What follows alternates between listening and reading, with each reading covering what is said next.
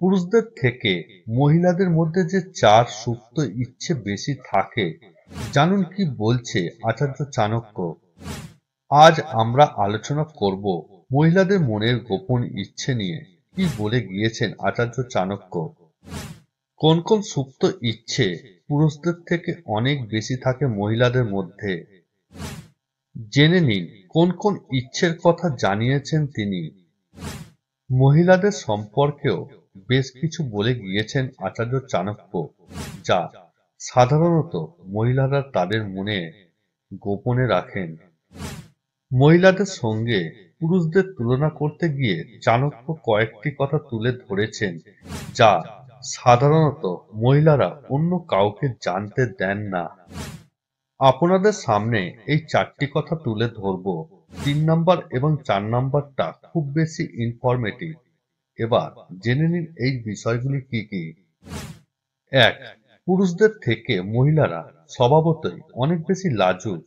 পুরুষদের থেকে মহিলাদের 4 গুণ বেশি লজ্জাবোধ থাকে। এই লজ্জাবোধের কারণে বেশিরভাগ সময় তারা মুখে কিছু বলার থেকে মনে মনে ভাবেন বেশি, এবং মনের কথা মুখ ফুটে বলতে না পারার কারণে মনের কথা মনেই গোপন থেকে যায়। 2. চাণক্যের কথা অনুসারে শারীরিক মিলনের কামনা বাসনাও পুরুষদের থেকে মহিলাদের মধ্যে অনেক বেশি থাকে। পুরুষদের থেকে মহিলাদের মধ্যে 8 গুণ বেশি কামনা থাকে, কিন্তু লজ্জার খাতিরে সেটা প্রকাশ করতে পারেন না তারা।